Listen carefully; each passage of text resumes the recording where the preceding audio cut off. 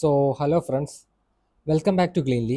ഇന്നത്തെ ലെക്ചറിൽ നമ്മൾ ഡിസ്കസ് ചെയ്യാൻ പോകുന്നത് 11/6/2025 RRB നടത്തിയ ഗ്രാജുവേറ്റ് ലെവൽ NTPC പ്രിലിംസ് എക്സാമിൻ്റെ സെക്കൻഡ് ഷിഫ്റ്റിലെ റിമൈനിങ് ക്വസ്റ്റ്യൻസ് ആണ്.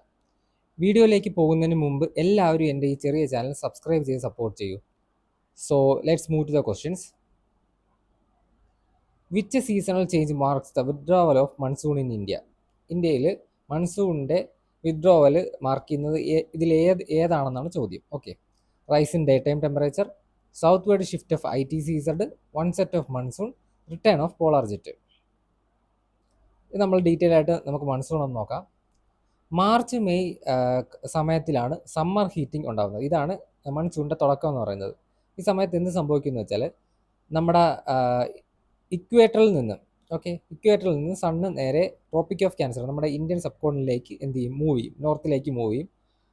അതോടുകൂടി നമ്മുടെ സബ് കോണ്ടിനെൻ്റിലെ ലാൻഡ് മാസ് ഹീറ്റ് ആവാൻ തുടങ്ങും. അപ്പോൾ അതിന് മുകളിൽ ഒരു ലോ പ്രഷർ ഏരിയ ക്രിയേറ്റ് ചെയ്യും. അതിൻ്റെ സറൗണ്ടിങ് ഏരിയാസ് റിലേറ്റീവ്ലി ഓഷനൊക്കെ, നമ്മുടെ ഇന്ത്യൻ ഓഷനൊക്കെ റിലേറ്റീവ്ലി കൂളർ ആയിരിക്കും. അവിടെ ഒരു ഹൈ പ്രഷർ ഏരിയ ആയിരിക്കും. അപ്പോൾ എന്ത് സംഭവിക്കുന്നു വെച്ചാൽ നമ്മുടെ ITCZ, ഇൻ്റർ ട്രോപ്പിക്കൽ കൺവെർജൻസ് സോണ്, നേരെ സൺ എവിടെയാണോ ഹീറ്റ് ചെയ്യുന്നത് അവിടെയായിരിക്കും ഇൻ്റർ ട്രോപ്പിക്കൽ കൺവെർജൻസ് സോൺ ഉണ്ടാവുക. ഈ ഇൻ്റർ ട്രോപ്പിക്കൽ കൺവെർജൻസ് സോൺ എന്ന് പറയുന്നത് ഒരു ലോ പ്രഷർ ബെൽറ്റ് ആണ്. അവിടെ നമ്മുടെ നോർത്ത് നിന്നും സൗത്ത് നിന്നുമുള്ള ട്രേഡ് വിൻഡുകൾ മീറ്റ് ചെയ്യുന്നൊരു സ്ഥലമാണ്. അതൊരു ലോ പ്രഷർ വാക്യൂമാണ് അവിടെ ക്രിയേറ്റ് ചെയ്യുന്നത്. ഓക്കെ, ഇതെന്ത് ചെയ്യും, ഈ സൺ നമ്മുടെ സമ്മർ ഹീറ്റിങ്ങിൻ്റെ സമയത്ത് ട്രോപ്പിക് ഓഫ് ക്യാൻസറിൻ്റെ അവിടെ വരുന്ന സമയത്ത് ഗംഗാ പ്ലെയിൻസിലേക്ക് ഇൻ്റർ ട്രോപ്പിക്കൽ കൺവെർജൻസ് സോൺ ഷിഫ്റ്റ് ആവും. അവിടെ ഒരു മാസീവ് വാക്യൂം ക്രിയേറ്റ് ചെയ്യുകയും അത് സദേൺ ഹെമിസ്ഫിയറിൽ നിന്നുള്ള വിൻഡുകളെ അങ്ങോട്ട് പുഷ് ചെയ്യുകയും ചെയ്യും. ഓക്കെ, ഇനി നമ്മുടെ ട്രോപ്പിക് ഓഫ് ക്യാൻസർ കടന്നു പോകുന്ന സ്റ്റേറ്റുകൾ ഏതൊക്കെയാണെന്ന് ചോദിക്കാറുണ്ട്. അതിനുള്ളൊരു കോഡാണ് ഇതായി കൊടുത്തിരിക്കുന്നത്. ഗുജറാത്ത് രാജ മേക്സ് ചോക്കോ ജോയ് വിത്ത് ടേസ്റ്റി മിൽക്ക്. ഓക്കെ, ഇതിൽ ഗുജറാത്ത്, രാജസ്ഥാൻ, മധ്യപ്രദേശ്, ഛത്തീസ്ഗഡ്, ജാർഖണ്ഡ്, വെസ്റ്റ് ബംഗാൾ, ത്രിപുര ആൻഡ് മിസോറാം, ഈ സ്റ്റേറ്റുകളിലൂടെയാണ് ട്രോപ്പിക് ഓഫ് ക്യാൻസർ കടന്നു പോകുന്നത്. അടുത്താണ് നമ്മുടെ മൺസൂൺ. അത് ജൂണിലാണ് മൺസൂൺ സ്റ്റാർട്ട് ചെയ്യുന്നത്. എന്താണ് സംഭവിക്കുന്നതെന്ന് വെച്ചാൽ ഇവിടെ നമുക്ക് പറയാം, നമ്മുടെ ഗംഗാ പ്ലെയിൻസിൻ്റെ ആ ഒരു ഏരിയയിൽ ITCZ വന്നിട്ടുണ്ട്. അവിടെ ലോ പ്രഷറാണ്. സോ എന്ത് പറ്റുമെന്ന് വെച്ചാൽ സൗത്ത് നിന്നുള്ള നമ്മുടെ സദേൺ ഹെമിസ്ഫിയറിൽ നിന്നുള്ള വിൻഡ് എന്ത് ചെയ്യും, ട്രേഡ് വിൻഡുകൾ ഇക്വേറ്റർ ക്രോസ് ചെയ്ത് കൊറിയോലിസ് ഫോഴ്സിനെ പറ്റി നമ്മൾ കഴിഞ്ഞ ക്ലാസ്സിൽ ഡിസ്കസ് ചെയ്തിട്ടുണ്ടായിരുന്നു. നമ്മുടെ നോർത്തേൺ ഹെമിസ്ഫിയറിൽ വിൻഡുകളെ റൈറ്റിലേക്കും അതുപോലെ തന്നെ സദേൺ ഹെമിസ്ഫിയറിൽ വിൻഡുകളെ ലെഫ്റ്റിലേക്ക് ഷിഫ്റ്റ് ചെയ്യുന്ന ഒരു പ്രതിഭാസമാണ്. അപ്പം ഇത് കാരണം എന്ത് സംഭവിക്കും, ഇക്വേറ്റർ കടന്നു വരുന്ന ട്രേഡ് വിൻഡുകൾ റൈറ്റിലേക്ക് ഷിഫ്റ്റ് ആവും. അപ്പം റൈറ്റിലേക്ക് ഷിഫ്റ്റായി നേരെ ഇത് ഇന്ത്യൻ സബ് കോണ്ടിലേക്ക് വരുന്നതുകൊണ്ട് ഇതിനെ സൗത്ത് വെസ്റ്റ് മൺസൂൺ വിൻസ് എന്നാണ് പറയുന്നത്. കാരണം ഇത് ഇന്ത്യയുടെ സൗത്ത് വെസ്റ്റ് നിന്നാണ് അപ്രോച്ച് ചെയ്യുന്നത് ഇന്ത്യയിലേക്ക്. സോ ഇത് നമ്മുടെ ഇന്ത്യൻ ഓഷനിൽ നിന്ന് ഒരുപാട് മോയ്സ്ചർ കണ്ടന്റ് പിക്ക് ചെയ്തുകൊണ്ടാണ് വരുന്നത്. വന്നിട്ട് നമ്മുടെ ഇന്ത്യൻ പെനിൻസുലയിൽ എത്തുന്ന സമയത്ത് നമ്മുടെ തമിഴ്നാട് കന്യാകുമാരി റീജിയനിൽ വെച്ച് ഇത് രണ്ടായിട്ട് സ്പ്ലിറ്റ് ആവും. അറേബ്യൻ സീ ബ്രാഞ്ചും അതുപോലെ തന്നെ ബേ ഓഫ് ബംഗാൾ ബ്രാഞ്ചുമായിട്ട് സ്പ്ലിറ്റ് ആവും. അറേബ്യൻ സീ ബ്രാഞ്ച് ആണെങ്കിൽ നമ്മുടെ വെസ്റ്റേൺ ഗട്ട്സിലാണ് ഹിറ്റ് ചെയ്യുന്നത്. അവിടെ നമ്മുടെ വെസ്റ്റേൺ ഗട്ട്സ് ഉണ്ട്. അപ്പോൾ ഈ മൗണ്ടൻ റേഞ്ചസിൽ ഇത് വന്ന് ഹിറ്റ് ചെയ്തിട്ട് നേരെ മുകളിലേക്ക് പോയിട്ട് ഓറോഗ്രാഫിക് റെയിൻഫാൾ ആയിട്ട് ഇത് കേരളത്തിലും കർണാടകയിലൊക്കെ പെയ്യും. ഓറോഗ്രാഫിക് റെയിൻഫാൾ നമ്മൾ ഇതിനു മുമ്പ് ഡിസ്കസ് ചെയ്തതാണ്. ഇതിൻ്റെ ഓറോഗ്രാഫിക് റെയിൻഫാൾ നടക്കുമ്പം വിൻഡ് വേർഡ് സൈഡിലാണ് മഴ പെയ്യുന്നത്. ലീവേർഡ് സൈഡ് എന്ന് പറഞ്ഞാൽ റെയിൻ ഷാഡോ സൈഡ് ആയിരിക്കും, അവിടെ മഴ കാണത്തില്ല. ഇവിടെ കേരളവും കർണാടകയൊക്കെയാണ് വിൻഡ് വേർഡ് സൈഡ്. തമിഴ്നാടൊക്കെയാണ് എന്ത്, ലീവേർഡ് സൈഡ് എന്ന് പറയുന്നത്. ഇനി ബേ ഓഫ് ബംഗാൾ ബ്രാഞ്ച് ആണെങ്കിൽ നേരെ ബേ ഓഫ് ബംഗാളിൽ നിന്ന് മോയ്സ്ചർ പിക്ക് ചെയ്ത് മ്യാൻമാർ നോർത്ത് ഈസ്റ്റ് ഇന്ത്യൻ റീജിയനിലേക്ക് പോകും. എന്നിട്ട് അവിടെ ഏതൊക്കെയുണ്ട്, നമ്മുടെ ഹിമാലയാസും ഉണ്ട്, അതുപോലെ തന്നെ മ്യാൻമാറിലെ അരക്കൻ മൗണ്ടൻസും ഉണ്ട്. അരക്കൻ മൗണ്ടൻസ് എന്ന് പറഞ്ഞാൽ നമ്മുടെ പൂർവാഞ്ചലിൻ്റെ ഒരു ബാക്കിയാണ്. അപ്പം ഈ മൗണ്ടൻ റേഞ്ചസുകളിൽ ഇത് ഹിറ്റ് ചെയ്തിട്ട് ഇത് നേരെ വെസ്റ്റിലേക്ക് തിരിഞ്ഞ് ഗംഗാ പ്ലെയിൻസിലേക്ക് പോകും. എന്നിട്ട് അവിടെ വെസ്റ്റ് ബംഗാളിലും ബീഹാറിലും ഉത്തർപ്രദേശിലൊക്കെ മഴ പെയ്യിപ്പിക്കും. ഓക്കെ, ഇനി ഇതിൻ്റെ വിഡ്രോവൽ നമ്മൾ നോക്കുവാണെങ്കിൽ സെപ്റ്റംബർ ഡിസംബർ സമയങ്ങളിലാണ് എന്ത് പറ്റുന്നത്, റിട്രീറ്റിംഗ് മൺസൂൺ സംഭവിക്കുന്നത്. അതായത് ഈ ഒരു സമയത്ത് നോർത്തിലേക്ക് വന്ന സൺ തിരിച്ച് സൗത്തിലേക്ക് മൂവ് ചെയ്യും. അതോടുകൂടി ലാൻഡ് മാസ് തണുക്കും, സീ എന്താവും, ഹീറ്റ് ആവാൻ തുടങ്ങും. അപ്പോൾ ലാൻഡ് മാസിന് മുകളിൽ ഒരു ഹൈ പ്രഷർ ഏരിയയും നമ്മുടെ സീയിലൊരു ലോ പ്രഷർ ഏരിയയും ക്രിയേറ്റ് ചെയ്യും. അപ്പോൾ ഇൻ്റർ ട്രോപ്പിക്കൽ കൺവെർജൻസ് സോൺ എന്ത് ചെയ്തു, നേരെ സൗത്തിലേക്ക് ഷിഫ്റ്റായി. അപ്പോൾ ആ സമയത്താണ് റിട്രീറ്റിംഗ് മൺസൂൺ സംഭവിക്കുന്നത്. അതായത് വിൻഡ് എല്ലാം എന്ത് ചെയ്യും, തിരിച്ച് ലാൻഡിൽ നിന്ന് സീയിലേക്ക് അടിക്കാൻ തുടങ്ങും. അതിൻ്റെ ഡയറക്ഷനാണ് നോർത്ത് ഈസ്റ്റ് നിന്ന് സൗത്ത് വെസ്റ്റിലേക്ക്. അതായത് എങ്ങനെയാണോ വിൻഡ് അങ്ങോട്ട് പോയത് അതേ ഡയറക്ഷനിൽ തിരിച്ചു വരും. അപ്പോൾ ഈ സമയത്ത് എന്ത് സംഭവിക്കും എന്ന് പറഞ്ഞാൽ ഇത് ബേ ഓഫ് ബംഗാളിൽ നിന്ന് എഗെയിൻ മോയ്സ്ചർ പിക്ക് ചെയ്തായിരിക്കും നമ്മുടെ കോറമണ്ടൽ കോസ്റ്റിലേക്ക് വരുന്നത്. കോറമണ്ടൽ കോസ്റ്റ് എന്ന് വെച്ചാൽ ആന്ധ്ര, തമിഴ്നാട് ആ റീജിയനാണ്. അത് ആന്ധ്രാപ്രദേശിലും തമിഴ്നാട്ടിലൊക്കെ ഒക്ടോബറിലും ഡിസംബർ ആ ഒരു ടൈമിൽ മഴ പെയ്യിപ്പിക്കും. ഓക്കെ, തമിഴ്നാട്ടിലൊക്കെയാണ് ഏറ്റവും കൂടുതൽ റിട്രീറ്റിംഗ് മൺസൂൺ കാരണം മഴ പെയ്യുന്നത്. പിന്നെ കേരളത്തിലും കർണാടകത്തിലൊക്കെ കുറച്ച് പെയ്യുന്നുണ്ട്. കർണാടകത്തിൻ്റെ ഉൾ ഏരിയകളിലും കേരളത്തിലും പിന്നെ ആന്ധ്രാപ്രദേശിൻ്റെ കോസ്റ്റൽ ഏരിയസിലൊക്കെ മഴ പെയ്യും. ഏറ്റവും കൂടുതൽ തമിഴ്നാടാണ്. ഇനി ഒക്ടോബർ ഹീറ്റ് എന്ന് പറഞ്ഞാൽ ഈ സമയത്തുണ്ടാവുന്നതാണ്. അതായത് ഒക്ടോബർ കാലഘട്ടത്തിൽ നമ്മുടെ സ്കൈ ഒക്കെ ക്ലിയർ ആവുമല്ലോ, നേരെ ITCSയുടെ താഴേക്ക് ഷിഫ്റ്റ് ആവുകയും ഇതെല്ലാം തിരിച്ച് സീയിലേക്ക് പോവുകയും ചെയ്യും. അപ്പോൾ ആ സമയത്ത് നമ്മുടെ സ്കൈ ക്ലിയർ ആവും, ടെമ്പറേച്ചർ എന്ത് ചെയ്യും, പതിയെ ഉയരാൻ തുടങ്ങും, ഹ്യൂമിഡിറ്റി അതേപോലെ തന്നെ നിൽക്കും. അതിനെയാണ് ഒക്ടോബർ ഹീറ്റ് എന്ന് പറയുന്നത്. ഓക്കെ, സോ നമ്മുടെ ഉത്തരം നോക്കുകയാണെങ്കിൽ വിഡ്രോവൽ ഓഫ് മൺസൂൺ എന്താണ്? South word shift of ITCS ആണ് ആൻസർ.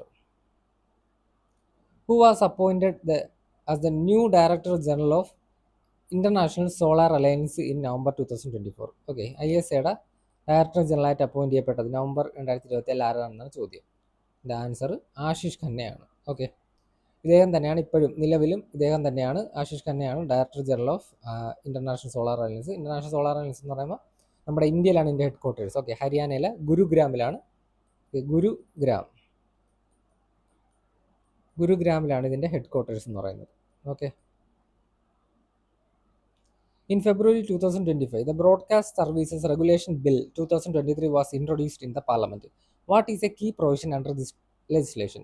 2025 ഫെബ്രുവരിയിൽ പാർലമെൻറ്റിൽ ഇൻട്രൊഡ്യൂസ് ആയ ബ്രോഡ്കാസ്റ്റ് സർവീസ് റെഗുലേഷൻ ബില്ലിൻ്റെ പ്രധാനപ്പെട്ട പ്രൊവിഷൻ ഏതെന്നാണ് ചോദ്യം. Unified regulation of cable, satellite and OTT platforms, mandatory pre censorship of digital news content, transfer of all broadcasting regulation power to state governments, ban on airing foreign content between 7 PM and 10 PM.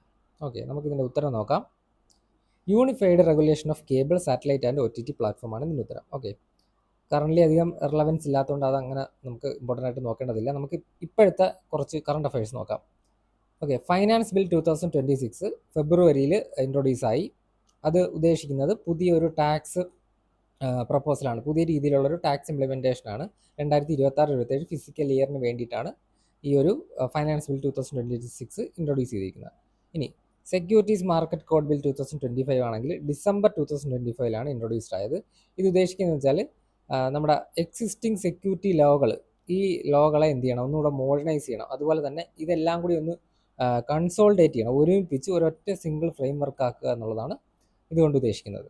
ഇനി sustainable harnessing and advancement of nuclear energy bill Shane bill 2025, ഇതും ഡിസംബറിലാണ് introduced ആയിരിക്കുന്നത്. ഇതെന്ന് വെച്ചാൽ നമ്മുടെ ചെറിയ ചെറിയ modular reactors അതുപോലെ തന്നെ ന്യൂക്ലിയർ റിസർച്ചിലൊക്കെ പ്രൈവറ്റ് കമ്പനീസിൻ്റെ പാർട്ടിസിപ്പേഷൻ വർദ്ധിപ്പിക്കാനാണ് ഷെയ്ൻ ബിൽ ഉദ്ദേശിക്കുന്നത്. ഇനി the mines and mineral amendment bill 2026 ആണെങ്കിൽ ജനുവരി 2026 ഈ mines and mineral bills introduce ചെയ്തത്. ഇതിൻ്റെ ഉദ്ദേശം എന്ന് പറയുന്നത് നമ്മുടെ ഇപ്പം ഉള്ള മൈൻ ലീസ് ചെയ്യുന്നതിലൂടെ നമ്മൾ മൈൻ ചെയ്യുന്ന മിനറലിൻ്റെ എമൗണ്ട് കൂട്ടുക, കൂടുതൽ മിനറൽ മൈൻ ചെയ്യാൻ അനുവദിക്കുക. അതുപോലെ തന്നെ പബ്ലിക് കൺസൾട്ടേഷൻ കൂടി അതിൻ്റെ കൂടെ കൊണ്ടുവരിക. പബ്ലിക്കിനെ കൂടെ കൺസൾട്ട് ചെയ്തതിന് ശേഷം എന്ത് ചെയ്യുക, ഓരോ മൈനുകൾ ലീസ് എടുക്കുക. അതുപോലെ ലീസിങ് ഓപ്പറേഷൻസ് കുറച്ചുകൂടെ സിംപ്ലിഫൈ ചെയ്യുക. ഇനി the central excise amendment bill 2025 എടുക്കുകയാണെങ്കിൽ അതും ഡിസംബർ 2025 കൊണ്ടുവന്നത്. അതെന്ന് പറഞ്ഞാൽ നമുക്ക് നമ്മുടെ ടൊബാക്കോ അതുപോലെ ടൊബാക്കോ റിലേറ്റഡ് പ്രൊഡക്ട്സിൻ്റെയൊക്കെ റിവൈസ് ഡ്യൂട്ടി റേറ്റ്സ് എന്ത് ചെയ്യുക, ഡ്യൂട്ടി റേറ്റ്സ് എന്ത് ചെയ്യുക, റിവൈസ് ചെയ്യുക എന്നുള്ളതാണ്. ഓക്കെ, ടൊബാക്കോ അതുപോലെ തന്നെ റിലേറ്റഡ് പ്രൊഡക്ട്സിൻ്റെ ഡ്യൂട്ടി റേറ്റുകൾ റിവൈസ് ചെയ്യുക. ഇനി Viksit Bharat guarantee four Rozgar and Ajeevika mission Gramin, ഇത് ഉദ്ദേശിക്കുന്നത് വെച്ചാൽ നമ്മുടെ Mahatma Gandhi national rural employment guarantee act പ്രകാരം 100 ദിവസത്തെ ഗ്യാരണ്ടീഡ് വേജ്ഡ് എംപ്ലോയ്മെൻറ്റ് റൂറൽ ഹൗസ് ഹോൾഡ്സിന് കൊടുക്കുന്നുണ്ട്. അത് 125 ദിവസത്തിലേക്ക് ഉയർത്തുക എന്നുള്ളതാണ് ഈ ഒരു ബില്ല് ഉദ്ദേശിക്കുന്നത്. The transgender persons protection of rights amendment bill 2026 എന്ന് പറഞ്ഞാൽ ട്രാൻസ്ജെൻഡേഴ്സ് ആയിട്ടുള്ള ആൾക്കാർക്ക് എതിരായിട്ടുള്ള കാര്യങ്ങൾക്കുള്ള പണിഷ്മെൻറ്റുകൾ എന്ത് ചെയ്യുക, തീരുമാനിക്കുക എന്നുള്ളതാണ് ഇത് ഉദ്ദേശിക്കുന്നത്. മാർച്ച് 2026 ഇൻട്രൊഡ്യൂസ് ചെയ്തത്. അതുപോലെ അവർക്കെതിരെയുള്ള ഒഫൻസുകൾ കാര്യങ്ങളൊക്കെ ഫോക്കസ് ചെയ്തിട്ടുള്ള അതിനുള്ള ഗ്രേഡഡ് പണിഷ്മെൻറ്റ് പ്രപ്പോസ് ചെയ്യുക. ദ വികസിത് ഭാരത് ശിക്ഷ അധിസ്ഥാൻ ബിൽ 2025 ആണെങ്കിൽ നമ്മുടെ ഹയർ എഡ്യൂക്കേഷന് വേണ്ടിയിട്ട് ഒരു പുതിയ അപ്പെക്സ് റെഗുലേറ്ററി ബോർഡ് കൊണ്ടുവരിക എന്നുള്ളതാണ്. നമ്മുടെ ഹയർ എഡ്യൂക്കേഷൻ ഗവൺ ചെയ്യാനായിട്ട് നിലവിലുള്ളത് മാറ്റിയിട്ട് ഒരു പുതിയ ചുമതല, പുതിയൊരു ബോഡി കൊണ്ടുവരിക. Which of the following tree species is an example of deciduous vegetation? Deciduous vegetation ഏതാണെന്നാണ് ചോദ്യം. ഓക്കെ, ബാബുവിൽ നമ്മൾ ഇതിനു മുമ്പ് നോക്കിയതാണ് ഇതൊക്കെ. ബാബുവിൽ എന്താണ്? നമ്മുടെ തോൺ ഫോറസ്റ്റിൽ വരുന്നതാണ്. ബാംബു ആണെങ്കിൽ ഒരു ഗ്രാസ് ആണ്, ട്രീ അല്ല. ബട്ട് ബാംബു എവിടെയാണ്? എവർഗ്രീൻ, ട്രോപ്പിക്കൽ എവർഗ്രീനിൽ വരുന്നതാണ്. ദെൻ സാലാണെങ്കിൽ നമ്മുടെ ട്രോപ്പിക്കൽ ഡെസീഡിയസ് ഫോറസ്റ്റിൽ വരുന്നതാണ്. ഇനി ഡിയോഡർ ആണെങ്കിൽ എവിടെയാണ്? ഡിയോഡർ നമ്മളെ മൗണ്ടൻ ഫോറസ്റ്റിൽ വരുന്നതാണ്.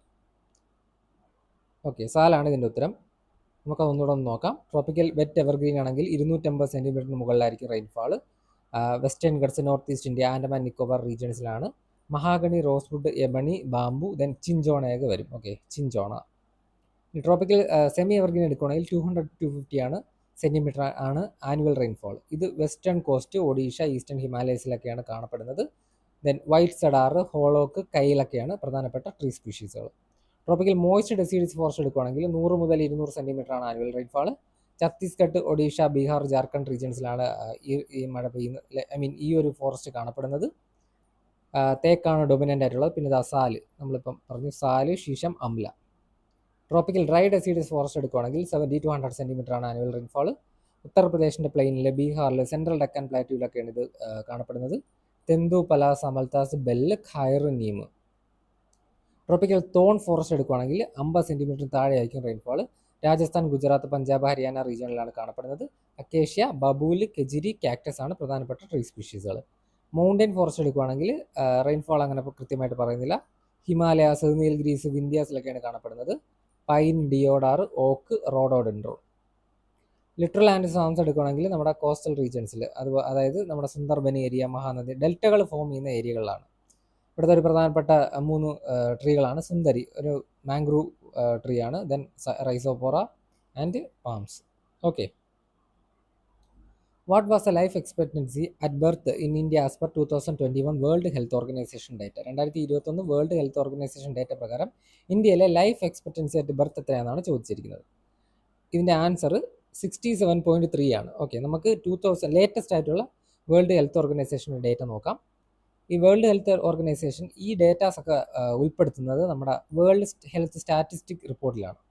2024 ലേറ്റസ്റ്റ് ആയിട്ട് പബ്ലിഷ് ആയിട്ടുള്ളത്. അതിൽ നമ്മുടെ ഇന്ത്യയുടെ ലൈഫ് എക്സ്പെക്ടൻസി അറ്റ് ബർത്ത് എന്ന് പറയുന്നത് 70.8 ഇയേഴ്സ് ആണ്. Okay, 70.8 years.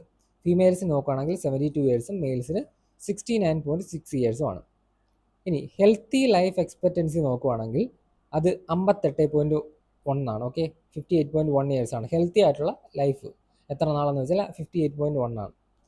അത് ഇമ്പ്രൂവ്ഡ് ആയിട്ടുണ്ട് നേരത്തെ റിപ്പോർട്ട് വെച്ച് നോക്കുമ്പോൾ. ഇനി അണ്ടർ 5 മോർട്ടാലിറ്റി റേറ്റ് എടുക്കുകയാണെങ്കിൽ, അതായത് 5 വയസ്സിന് താഴെയുള്ള കുട്ടികളുടെ മരണനിരക്ക് എടുക്കുകയാണെങ്കിൽ അത് 1000 ബർത്തുകൾ എടുക്കുകയാണെങ്കിൽ അതിനകത്ത് വെറും 26.6 കേസസേ ഉണ്ടാവുന്നുള്ളൂ. അതായത് ഇന്ത്യ അത് 75% റെഡ്യൂസ് ചെയ്തിട്ടുണ്ട്.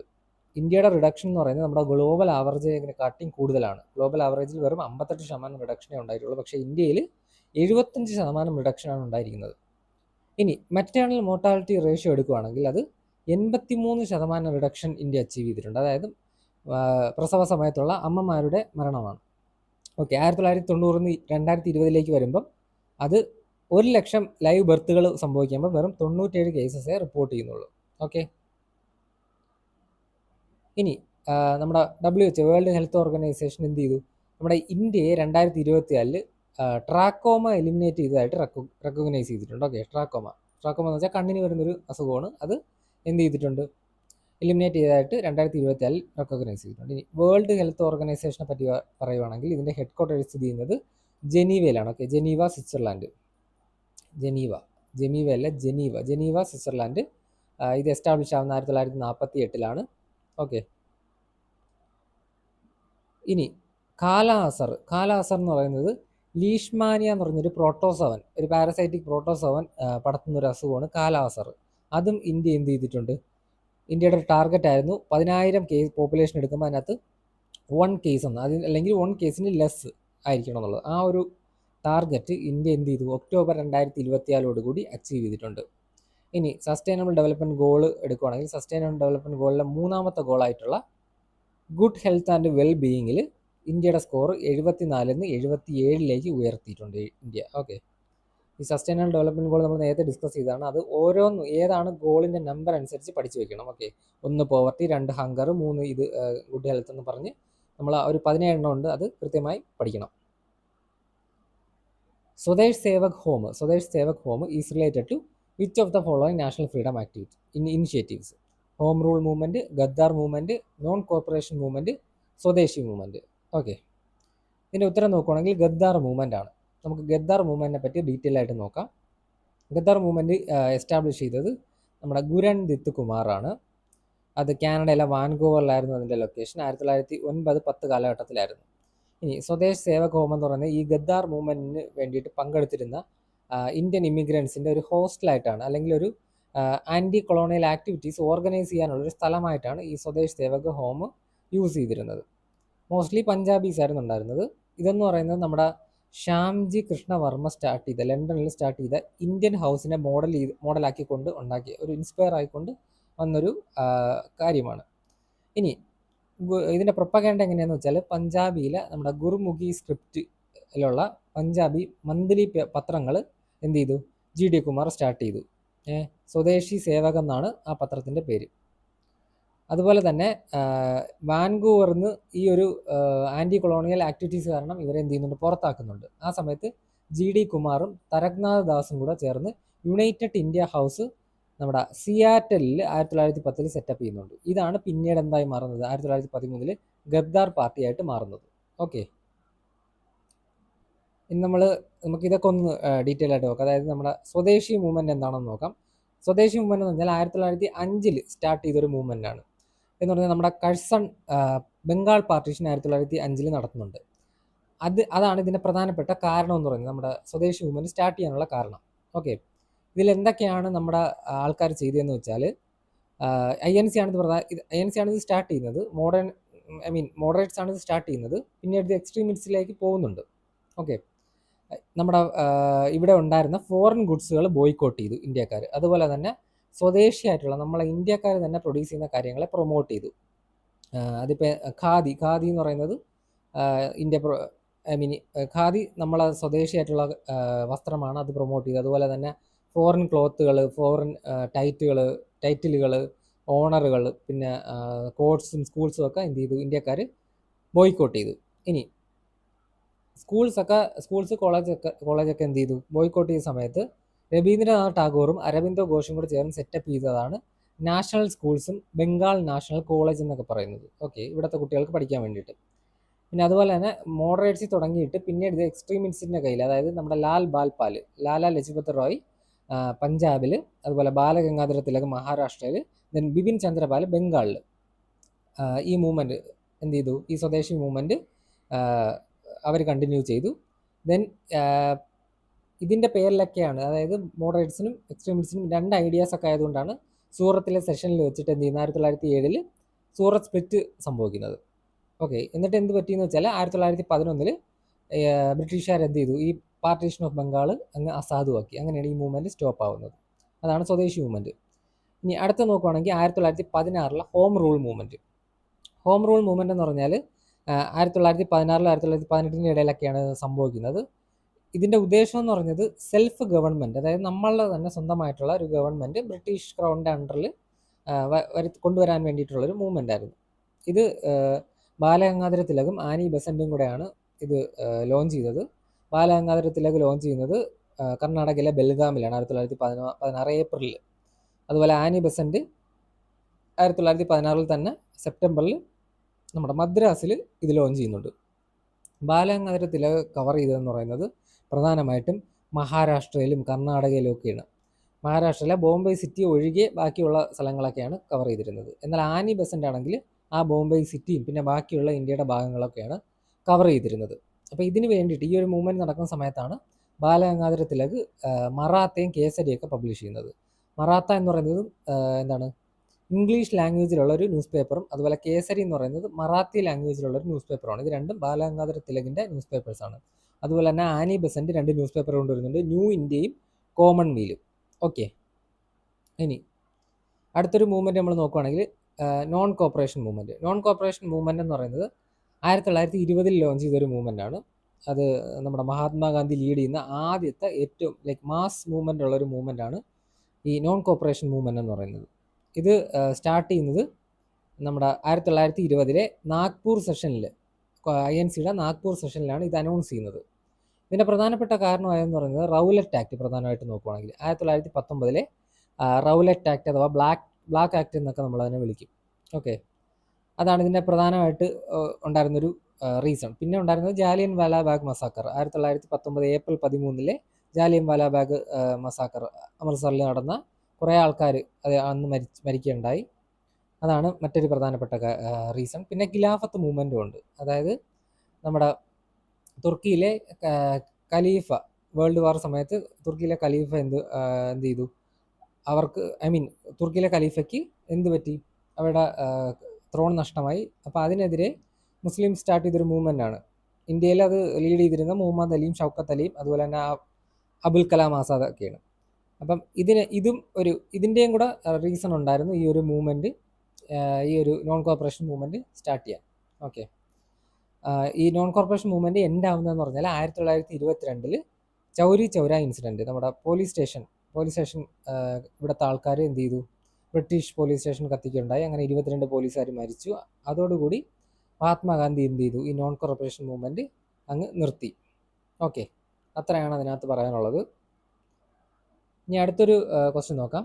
Which of the following states announced the Ama Similipal Yojana with a budget outlay of 50 crore to enhance livelihoods and promote eco tourism and cultural tourism? Okay, Ama Similipal Yojana ഏത് സ്റ്റേറ്റ് അനൗൺസ് ചെയ്ത പദ്ധതിയാണെന്നാണ് ചോദ്യം. നമുക്കറിയാം Similipal national park, tiger reserve ഒക്കെ നമ്മൾ പഠിച്ചിട്ടുണ്ട്. ഇത് നാഷണൽ പാർക്കാണ്, ടൈഗർ റിസർവ് ആണ്, അതുപോലെ വൈൽഡ് ലൈഫ് സാങ്ച്വറി ആണ്, ബയോസ്ഫിയർ റിസർവ് ആണ്. 4ഉമാണ്. ഓക്കെ, സിമിലിപാൽ എന്ന് പറയുന്നത്. അപ്പോൾ നമുക്കറിയാം അതെവിടെയാണ്, ഒഡീഷയിലാണ് എന്ന് നമുക്കറിയാം. സോ ഈ ഒരു പദ്ധതി കൊണ്ടുവന്നത് പഠിക്കാൻ എളുപ്പമാണ്, ഒഡീഷയാണ്. ഓക്കെ, ഇപ്പോൾ കൊണ്ടുവന്ന കുറച്ച് പദ്ധതികൾ, സ്റ്റേറ്റുകൾ കൊണ്ടുവന്ന കുറച്ച് പദ്ധതികൾ നോക്കാം. മഹാരാഷ്ട്ര ഗവൺമെൻറ് കൊണ്ടുവന്നൊരു പദ്ധതിയാണ് പുണ്യശ്ലോക് അഹില്യബായ് ഹോൾക്കർ ഫാമർ ലോൺ വേവിയർ എന്ന് പറയുന്നത്. എന്ന് പറഞ്ഞാൽ സെപ്റ്റംബർ 2025 എടുത്ത 2 ലക്ഷം വരെയുള്ള ലോണുകളെ എഴുതിത്തള്ളാൻ കൊണ്ടുവന്നൊരു പദ്ധതിയാണ്. ഓക്കെ, ക്രോപ്പ് ലോണുകളാണ് പ്രധാനമായിട്ടും. ഓക്കെ, ദെൻ മഹാരാഷ്ട്ര ഗവൺമെൻറ് കൊണ്ടുവന്ന മറ്റൊരു പദ്ധതിയാണ് മുഖ്യമന്ത്രി മജ്ജി ലടുക്കി ബഹിൻ യോജന എന്ന് പറയുന്നത്. ഇതെന്ന് വെച്ചാൽ വുമണിന് മന്ത്ലി പൈസ കൊടുക്കാനുള്ളൊരു പദ്ധതിയാണ്. ഇപ്പം പ്രധാനമായിട്ടും ഇത് ഫോക്കസ് ചെയ്യുന്ന സിംഗിൾ വുമണിന് വേണ്ടിയിട്ടാണ്. ഇനി തമിഴ്നാട് ഗവൺമെൻറ് കൊണ്ടുവന്നൊരു സ്കീമാണ് തോൽക്കുടി സ്കീം എന്ന് പറയുന്നത്. ഇത് ട്രൈബൽ കമ്മ്യൂണിറ്റീസിൻ്റെ ഒരു വെൽഫെയറിനും അവരുടെ ഇൻഫ്രാസ്ട്രക്ചർ ഡെവലപ്പ് ചെയ്യാനും വേണ്ടിയിട്ടൊക്കെ കൊണ്ടുവന്നൊരു മൂവ്മെൻ്റാണ്. മൂവ്മെൻ്റ് അല്ല, സ്കീമാണ്. ഓക്കെ, ഇതെന്ന് പറഞ്ഞാൽ 4 വർഷം കൊണ്ട് 1000 കോടി ചിലവാക്കിക്കൊണ്ട് ചെയ്യുന്നൊരു വലിയ പദ്ധതിയാണ്. ഓക്കെ, ട്രൈബൽ കമ്മ്യൂണിറ്റീസിന് വേണ്ടിയിട്ട്. What is a standard method to save your work in PowerPoint? പവർ പോയിന്റിൽ നമ്മൾ എങ്ങനെയാണ് ഒരു വർക്ക് സേവ് ചെയ്യുന്നതെന്നാണ് ചോദ്യം. Select save from the design tab, അല്ല ഡിസൈൻ ടാബിലല്ല സേവ് ഉള്ളത്. Use the file tab and select save or control press control S. Okay, ഇത് ഭയങ്കര ഈസി ക്വസ്റ്റ്യൻ ആണ്, ഇത് എല്ലാവർക്കും അറിയായിരിക്കും. ഫയൽ ടാബിലാണ് സേവ് എന്ന് എല്ലാവർക്കും അറിയാം. അതുപോലെ തന്നെ കൺട്രോൾ പ്ലസ് എസ് ചെയ്താൽ സേവ് ആവുമെന്നറിയാം. സോ അതാണ് അതിൻ്റെ ഉത്തരം. Okay, the Maski Ashoka inscription is situated in which state of India? Maski Ashoka ഇൻസ്ക്രിപ്ഷനെ പറ്റി നമ്മൾ ഒരുപാട് പഠിച്ചതാണ്. നമ്മുടെ അശോകൻ്റെ ഒരു മൈനർ റോക്ക് എഡിക്റ്റ് ആണ്. അത് അതിൽ മാത്രമല്ല, ബട്ട് അതാണ് പ്രധാനമായിട്ടും അശോകൻ്റെ പേര് അശോക എന്ന് തന്നെ എഴുതിയിരിക്കുന്നത്. ബാക്കിയുള്ളതിലൊക്കെ ദേവനാംപിയ എന്നാണ് എഴുതിയേക്കുന്നത്. ഇതെവിടെയാണ് സ്ഥിതി ചെയ്യുന്നത്? നമ്മൾ പലതവണ പഠിച്ചതാണ്. കർണാടകയാണ് ഇതിൻ്റെ ആൻസർ.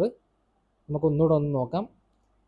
മൈനർ റോക്ക് എഡിക്റ്റ് ആയിട്ടുള്ള മസ്കിയിലെ കർണാടകയിലെ മസ്കി സി ബീഡാണ് കണ്ടുപിടിച്ചത്. ഇത് ചോദ്യമായിട്ടുണ്ട്. ഓക്കെ, ദെൻ 1915 ഇത് കണ്ടെത്തുന്നത്.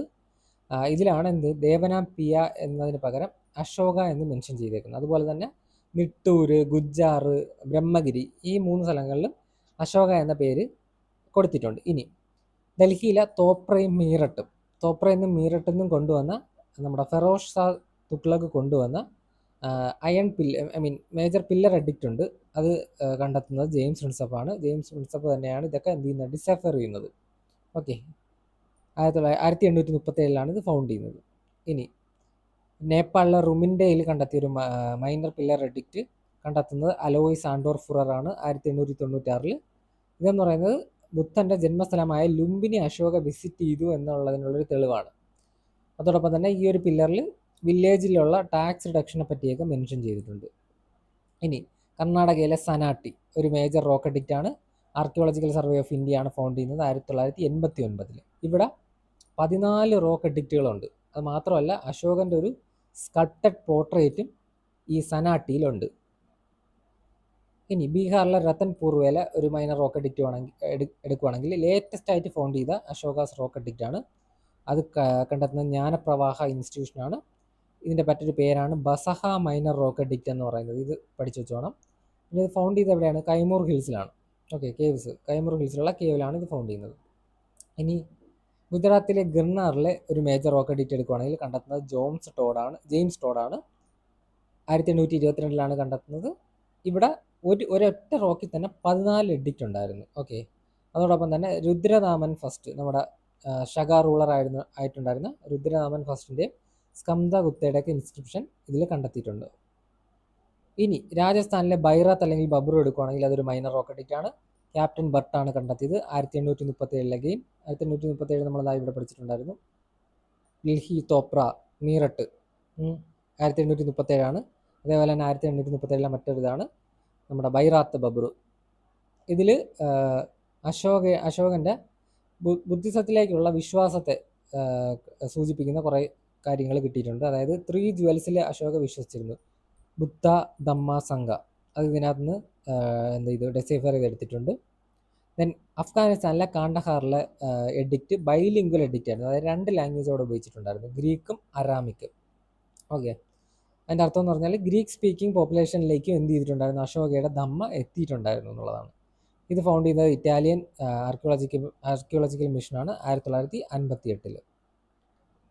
ഇനി ഇതെല്ലാം ഡിസൈഫർ ചെയ്യുന്ന ആരാണ്? ജെയിംസ് പ്രിൻസപ്പ് ആണ്. അതുകൊണ്ട് തന്നെ ഫാദർ ഓഫ് ഇന്ത്യൻ എപ്പിഗ്രഫി എന്നറിയപ്പെടുന്നത് ജെയിംസ് പ്രിൻസപ്പ് ആണ്. ബ്രഹ്മി കോഡ്, അറിയാലോ, നമ്മുടെ അശോകാസ് ഇൻസ്ക്രിപ്ഷൻസ് എഴുതിയിരുന്നത് മെയിനായിട്ടും 3 ലാംഗ്വേജിൽ 4 സ്ക്രിപ്റ്റിലാണ്. അതായത് ബ്രഹ്മിയും കരോഷ്ടി യൂസ് ചെയ്താണ് പ്രാകൃത ലാംഗ്വേജിൽ എഴുതിയിരുന്നത്. And Greek Aramaic script use ചെയ്ത് തന്നെയാണ് എഴുതിയിരുന്നത്. ബ്രഹ്മി സ്ക്രിപ്റ്റ് യൂസ് ചെയ്തിരുന്ന മെയിനായിട്ടും ഇന്ത്യൻ റീജിയണിലും, ഖരോഷ്ടി യൂസ് ചെയ്തിരുന്ന പാകിസ്ഥാൻ, അഫ്ഗാനിസ്ഥാൻ റീജിയണിലുമാണ്. ഓക്കെ, ഇനി ഇത് നമ്മൾ ഓൾറെഡി പറഞ്ഞു. മസ്കി, ബ്രഹ്മഗിരി, നിട്ടൂർ, ഗുജാരയിലാണ് അശോകാസ് നെയിം അങ്ങനെ തന്നെ കൊടുത്തിട്ടുണ്ടായിരുന്നത്. ഇന്നത്തെ ലാസ്റ്റ് ക്വസ്റ്റ്യൻ ആണ്, which output device is specifically design to produce high quality printed graphics and text? High quality printed ഗ്രാഫിക്സും ടെക്സ്റ്റും പ്രൊഡ്യൂസ് ചെയ്യാൻ യൂസ് ചെയ്യുന്ന ഔട്ട്പുട്ട് ഡിവൈസ് ഏതെന്നാണ് ചോദ്യം. ജോയ്സ്റ്റിക്ക്, ഗെയിം കളിക്കാൻ ഉപയോഗിക്കുന്നതാണ്. Inkjet printer, dot matrix printer, projector നമ്മൾ screen project ചെയ്യാം. അപ്പോൾ ഇതിലേതോ ഒന്നാണ് ഉത്തരം. നമുക്ക് ഇത് ഏതാണെന്ന് കൃത്യമായി നോക്കാം. ഉത്തരം ഇങ്ക്ജെറ്റ് പ്രിന്റർ ആണ്. ഓക്കെ, അതെന്താണെന്ന് നമുക്ക് നോക്കാം.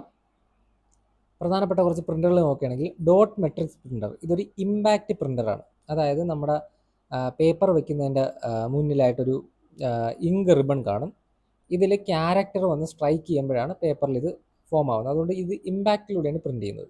ഇത് ഭയങ്കര ലോ എഫിഷ്യൻ്റ് ആണ്, സ്ലോ ആണ്, പിന്നെ അത് മാത്രമല്ല ഭയങ്കര നോയ്സിയാണ്. പ്രൊഡ്യൂസ് ചെയ്യുന്ന പ്രിൻ്റ് ക്വാളിറ്റി ഭയങ്കര ലോ ആണ്. ഓക്കെ, ഇത് നമ്മൾ പ്രധാനമായിട്ട് യൂസ് ചെയ്യുന്ന കാർബൺ കോപ്പിയൊക്കെ പ്രിൻ്റ് ചെയ്യാനാണ്. അതായത് ഒന്നിൽ കൂടുതൽ കാര്യങ്ങൾ ഒരുമിച്ച് പ്രിൻ്റ് ചെയ്തെടുക്കാനാണ് ഇത് യൂസ് ചെയ്യുന്നത്. ഇനി ഇങ്ക്ജെറ്റ് പ്രിൻ്റർ ഒരു നോൺ ഇമ്പാക്ട് പ്രിൻ്ററാണ്. ഇതെങ്ങനെയാണ് ഇതിൻ്റെ മെക്കാനിസം എന്ന് നോക്കുകയാണെങ്കിൽ ഒരു നോസിലൂടെ ലിക്വിഡ് ഇങ്ക് എന്ത് ചെയ്യും? ടൈനി ഡ്രോപ്ലെറ്റ് ആയിട്ട് സ്പ്രേ ചെയ്യപ്പെടും പേപ്പറിലേക്ക്. ഇത് അത്യാവശ്യം മീഡിയം എഫിഷ്യൻസി ഉള്ളതാണ്. ലേസറിൻ്റെ അത്ര സ്പീഡ് കാണത്തില്ല. കോസ്റ്റ് പെർ പേജ് കുറച്ച് ഹൈ ആണ്. എക്സ്പെൻസീവ് ആയിട്ടുള്ള ഇങ്ക് കാർട്രിഡ്ജസ് ഒക്കെയാണ് ഇതിനകത്ത് യൂസ് ചെയ്യുന്നത്. പക്ഷേ ഇതിൽ നിന്ന് എന്ത് കിട്ടും? നമുക്ക് ഹൈ ക്വാളിറ്റി ഫോട്ടോ കിട്ടും. ഓക്കെ, ഹൈ ക്വാളിറ്റി ഫോട്ടോ ഇവിടെ ചോദിച്ചിട്ടുണ്ടായിരുന്നത് ഹൈ ക്വാളിറ്റി ഇമേജ് പ്രൊഡ്യൂസ് ചെയ്യാൻ യൂസ് ചെയ്യുന്ന മെത്തഡാണ്. അപ്പോൾ ഡോട്ട് മെട്രിക്സ് ആണോ? അല്ല, ഇങ്ക്ജെറ്റ് പ്രിൻ്റർ തന്നെയാണ്. ഇനി ലേസർ പ്രിൻ്റർ എടുക്കുകയാണെങ്കിൽ അതും ഒരു നോൺ ഇമ്പാക്ട് പ്രിൻ്ററാണ്. ഇവിടെ യൂസ് ചെയ്യുന്നതെന്ന് വെച്ചാൽ ഒരു ഡ്രം ഉണ്ടാവും, അതിൽ ലേസർ ബീമുകൾ ഉപയോഗിച്ചൊരു ഇലക്ട്രോസ്റ്റാറ്റിക് ഇമേജ് ക്രിയേറ്റ് ചെയ്യും. എന്നിട്ട് ഈ ഇലക്ട്രോസ്റ്റാറ്റിക് ഇമേജ് എന്ത് ചെയ്യും? നമ്മുടെ ടോണർ എന്ന് പറയുന്ന ഇങ്ക് പൊടി അതിനെ അട്രാക്ട് ചെയ്യും. ഈ അട്രാക്റ്റഡ് ആയിട്ടുള്ള പൊടി എന്ത് ചെയ്യും? പേപ്പറിലേക്ക് ഹീറ്റ് ചെയ്ത് ഫ്യൂസ് ചെയ്യിപ്പിക്കും. ഇതാണ് അതിൻ്റെ മെക്കാനിസം. ഇത് ഭയങ്കര ഫാസ്റ്റാണ്. ഇതിൻ്റെ പേജസ് പെർ മിനിറ്റ് എന്ന് പറഞ്ഞാൽ ഭയങ്കര ഫാസ്റ്റാണ്. ലാർജ് വോളിയം ഓഫ് ഡോക്യുമെൻ്റ് ഒക്കെ ഓഫീസിലൊക്കെ പ്രിൻ്റ് ചെയ്യാൻ നമ്മൾ യൂസ് ചെയ്യുന്നത് ലേസർ പ്രിൻ്ററാണ്. ഇനി തെർമൽ പ്രിൻ്റ് എടുക്കുകയാണെങ്കിൽ അതും ഒരു നോൺ ഇമ്പാക്ട് പ്രിൻ്ററാണ്. ഇത് എന്താണ് പ്രത്യേകം ഉണ്ടാക്കിയിട്ടുള്ള ഹീറ്റ് സെൻസിറ്റീവ് ആയിട്ടുള്ള പേപ്പറിലാണ് ഇത് യൂസ് ചെയ്ത് പ്രിൻ്റ് ചെയ്യുന്നത്. അല്ലെങ്കിൽ വാക്സ് ബേസ്ഡ് ആയിട്ടുള്ള ഇങ്ക് മെൽറ്റ് ചെയ്താണ് ഇതിൻ്റെ പ്രിൻറ്റിങ് നടക്കുന്നത്. ഓക്കെ, നമുക്കറിയാം ഇത് റെസീപ്റ്റുകൾ, നമുക്ക് കടയിൽ നിന്നൊക്കെ ഓരോ സാധനങ്ങൾ മേടിക്കുമ്പോൾ റെസീപ്റ്റ്, അതുപോലെ തന്നെ അൾട്രാസൗണ്ട് ഇമേജ് ഒക്കെ പ്രിൻ്റ് ചെയ്ത് വരുന്ന ഈ ഒരു മെത്തേഡിലൂടെയാണ്. അതിൻ്റെ പേപ്പറുകൾ ശ്രദ്ധിച്ചറിയാം, ബില്ലൊക്കെ ഒരു പ്രത്യേകതരം പേപ്പറാണ്, ഒരു പോളിഷ് കണക്കിരിക്കും. അപ്പോൾ ഇവിടെ എന്താണ്, ഇത് എക്സ്ട്രീംലി ഫാസ്റ്റ് ആണ്, അറിയാം, പെട്ടെന്നല്ലേ ബില്ല് പ്രിൻ്റ് ചെയ്ത് തരുന്നത്. പിന്നെ ക്വയറ്റ് ആണ്, ഇങ്കോ ടോണറോ ആവശ്യമില്ല. ഇത് എന്താണ്, ഹീറ്റ് യൂസ് ചെയ്ത് ഡാർക്കൺ ചെയ്യുകയാണ് ചെയ്യുന്നത് പേപ്പർ. ഓക്കെ, ഇങ്ക് യൂസ് ചെയ്യുന്നത് കൊണ്ട്, ഇങ്ക് യൂസ് ചെയ്യുന്നതാണെങ്കിൽ വാക്സ് ബേസ്ഡ് ഇങ്ക് ആയിരിക്കും. ഇനി പ്ലോട്ടർ എടുക്കുകയാണെങ്കിൽ പ്ലോട്ടർ ഒരു നോൺ ഇമ്പാക്ട് പ്രിൻ്ററാണ്. ഇവിടെ ഒരു പെൻ അല്ലെങ്കിൽ ഇങ്ക്ജെറ്റ് മെത്തേഡാണ്, ടെക്നോളജിയാണ് യൂസ് ചെയ്യുന്നത്. അതായത് സ്പ്രേയിങ് അല്ലെങ്കിൽ പെന്നാണ് യൂസ് ചെയ്യുന്നത്. ഇത് high precision vector graphics large ഷീറ്റുകളിൽ പ്രിൻ്റ് ചെയ്യാൻ സഹായിക്കും. സ്പീഡ് കുറവാണ്, പക്ഷേ പ്രിസിഷൻ ഭയങ്കര കൂടുതലാണ്. ഇത് യൂസ് ചെയ്യുന്നത് വെച്ചാൽ നമ്മുടെ ഫ്ലെക്സ് പോലുള്ള സാധനങ്ങളൊക്കെ പ്രിൻ്റ് ചെയ്യാനാണ് പ്ലോട്ടർ ഉപയോഗിക്കുന്നത്. ആർക്കിടെക്ചറൽ ബ്ലൂ പ്രിൻറ്റ്സ്, അതുപോലെ തന്നെ ക്യാഡ് ഡ്രോയിങ്സ്, മാപ്സ്, ഇതൊക്കെ പ്രിൻ്റ് ചെയ്യാനാണ് എന്ത് യൂസ് ചെയ്യുന്നത്, നമ്മുടെ പ്ലോട്ടർ യൂസ് ചെയ്യുന്നത്. ഓക്കെ, സോ ഈ വീഡിയോയിൽ നമ്മൾ 10 ക്വസ്റ്റ്യൻസ് ആണ് കവർ ചെയ്തത്. ഇനി നമ്മുടെ നെക്സ്റ്റ് വീഡിയോയിൽ നമ്മൾ സെയിം ക്വസ്റ്റ്യൻ പേപ്പർ തന്നെ ബാക്കി റിമൈനിങ് ആയിട്ടൊരു 10 ക്വസ്റ്റ്യൻ കൂടെ ഉണ്ട്, അത് നമ്മൾ കവർ ചെയ്യുന്നതായിരിക്കും. ആൻഡ് ഇനി വരുന്ന വീഡിയോകളൊന്നും മിസ്സാവാണ്ടിരിക്കാൻ നിങ്ങൾ ഇപ്പോൾ തന്നെ എൻ്റെ ഈ ചാനൽ സബ്സ്ക്രൈബ് ചെയ്യണം. Thank you all for listening to my lecture. നിങ്ങൾക്ക് ഈ വീഡിയോസൊക്കെ ഹെൽപ്ഫുൾ ആവുകയാണെങ്കിൽ നിങ്ങൾ എല്ലാവർക്കും ഇത് ഷെയർ ചെയ്യണം, കമൻറ്റ് ചെയ്യണം ആൻഡ് ലൈക്ക് ചെയ്യൂ. Thank you.